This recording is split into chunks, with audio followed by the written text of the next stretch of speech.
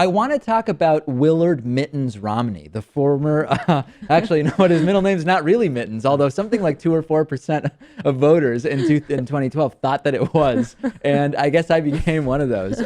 Willard Mitt Romney, which is his actual name. He now is buddy-buddy with President-elect Donald. He has put out a statement with a major show of support for Trump as our president. He is potentially still being considered to be Secretary of State. Who knows at this point? Kellyanne Conway said over the weekend that many Trump supporters would feel betrayed if Romney was picked as Secretary of State. So why is this interesting? It's interesting because Romney was one of Trump's harshest critics during the campaign. And I'm not talking about political policy critiques. I'm talking about personal attacks. Remember some of these comments? For example, Trump is a con man, said Mitt Romney about Donald during the presidential election. Trump is a phony. Trump is a fraud. Trump's promises are as worthless as a degree from Trump University. Trump is playing the American public for suckers, and Trump has neither the temperament nor the judgment to be president.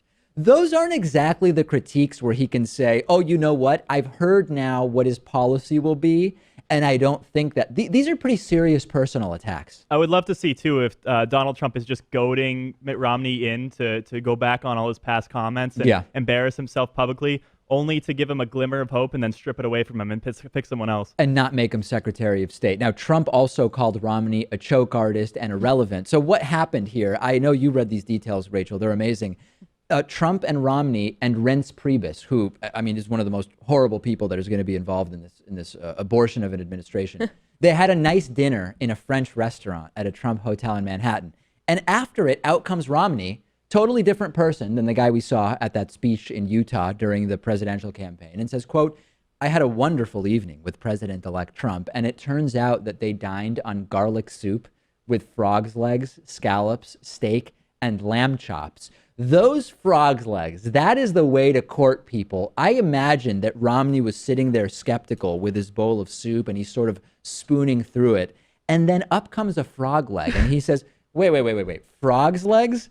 I now believe Donald Trump can lead us forward in this country. I don't know if that's what happened, but the explanation has to be equally absurd given the level of critique that we heard from Mittens, isn't it? I'm sure it's the frog's legs. No, I think that his flip-flopping in the past of gay marriage and abortion, and now his flip-flopping on Trump, is just showing kind of his quest for power, because I really don't believe, unfortunately, that he feels this duty or call to service. I think it's the latter. Well, that was one of the critiques of Romney during the 2012 campaign. Remember, Pat, when people said, you know, it's not even so much that I disagree with Romney on all policy, moderates would say. It's just the idea that he doesn't really think anything. It's just, what position can I take to craft my public persona and platform? And that's exactly what Trump did. Yeah. Or even true. when he made those critical statements of Trump, there were people who thought that the Republican convention would be brokered and someone would have to come in from the outside and he would be the one poised to do that. And maybe it'd be he's Willard. a political opportunist, certainly. Two sides on this rekindling between Romney and the involvement of people like him with the Trump administration. One side is this is good, right? A more reasonable Republican voice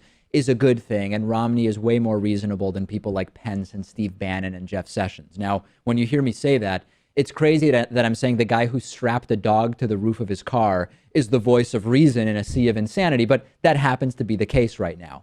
The other side, Rachel, is if Trump goes too establishment with his cabinet, it may end up being indistinguishable from a sort of normal crony capitalist establishment Republican administration, and it might be perceived as sort of doing a good job, which is really scary to think.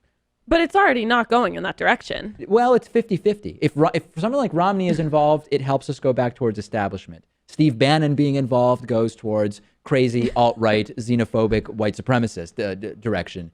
But that's my concern. If it goes too establishment, maybe some people will say, this isn't really that different than George W. Bush. Yeah, who would be behind making it more establishment, though? Because it wouldn't be Trump. It would be Pence. It would be Priebus. It would be sort of those establishment voices, I would think. We'll keep following it. But frog's legs, clearly changing Mitt Romney's mind.